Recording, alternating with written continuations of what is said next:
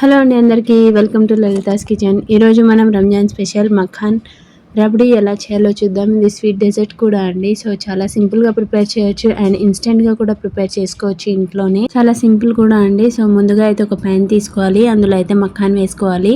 So ఇదైతే కాస్త medium ఫ్లేమ్లోనే ఫ్రై చేసుకోవాలి. సో ఇది కాస్త క్రిస్పీ అయితే కావాలి మఖాన్ అనేది. అయితే మనకు మిక్సీ చేసుకోవడానికి ఈజీ అవుతుంది. సో ఇలాగ ఫ్రై చేసుకొని వీటిని అయితే మిక్సీ చేసుకొని పక్కన పెట్టేయాలి. ఇక ఇంకొక ప్యాన్ పెట్టేసుకొని అందులో అయితే ఒక 1/2 లీటర్ వరకు అయితే పాలు వేసుకుంటున్నానండి. చూస్తున్నారు కదా, ఇదైతే 1/2 లీటర్ వరకు పాలు వేసుకున్నాను. సో ఇదైతే కాస్త మరగాలి. స్టార్టింగ్లో హై ఫ్లేమ్లో పెట్టేసుకొని తర్వాత అయితే లో ఫ్లేమ్లోనే చేసుకుంటూ ఉండాలి. ఇదైతే డెజర్ట్ కదా, సో దీని మీద నుంచి వచ్చే థిక్ లేయర్ ఉంటుంది కదా, దాన్ని అయితే పక్కన తీసేసుకోవాలి. సో నార్మల్గా రబడీ అయితే ఇలాగ మొత్తం పైన వచ్చిన థిక్ లేయర్తోనే ప్రిపేర్ చేస్తారు. బట్ నేను ఇన్స్టెంట్గా ప్రిపేర్ చేస్తున్నాను కాబట్టి ఇదేం ఎక్కువ అవసరం ఉండదు. నేను ఇలాగైతే ఒక 4-5 టైమ్స్ తీసేసుకున్నాను. చూస్తున్నారు కదా ఇలాగైతే. సో ఇలాగ కాస్త పాలున్న 1/2 లీటర్ అయితే కాస్త తగ్గిపోవాలి కూడా. సో కాస్త 3/4 ఆర్ హాఫ్ వరకు వచ్చేంత వరకు అయితే మనం ఉడికించుకోవాలి.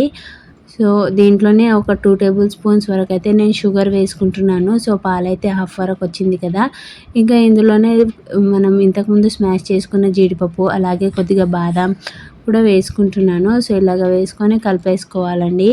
సో చూస్తున్నారు కదా, ఇలా కలిపిన తర్వాత మనం మఖాన్ అనేది క్రిస్పీగా నేను పౌడర్ చేసుకున్నాను అన్నాను కదా, ఇదే.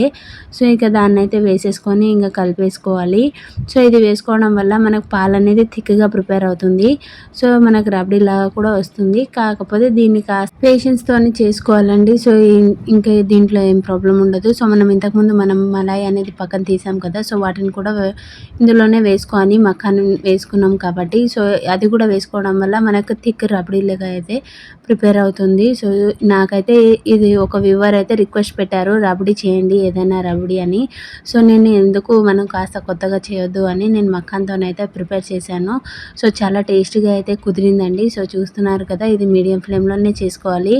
సో కన్సిస్టెన్సీ కాస్త థిక్గా ప్రిపేర్ అయ్యే వరకు అయితే మనం కాస్త ఉడికించుకుంటూ ఉండాలండి. సో చూస్తున్నారు కదా, ఇలా కార్నర్స్ అయితే మనం క్లియర్ చేస్తూ ఉండాలి.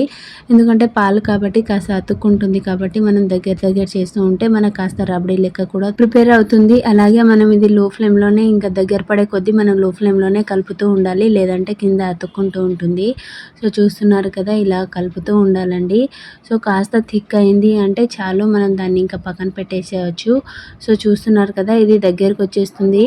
సో ఇంకా ఫైనల్గా అయితే ఇలాచీ పౌడర్ వేసుకుంటున్నానండి. సో సాఫ్రాన్ అనేది ఆప్షనల్, సో నేనేం వేసుకోలేదు.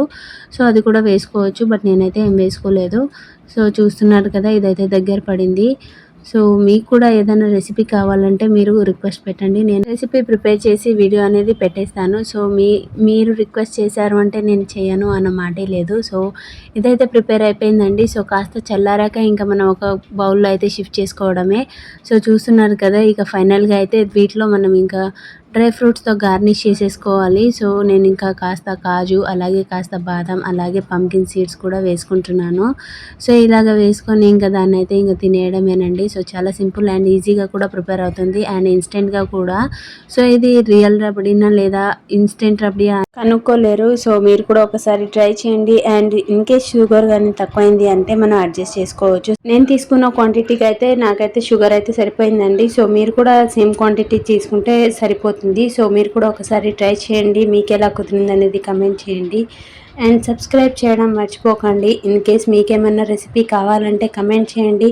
సో రెసిపీ అయితే నేను అప్లోడ్ చేస్తానండి. So thank you for watching. Please like, share and subscribe.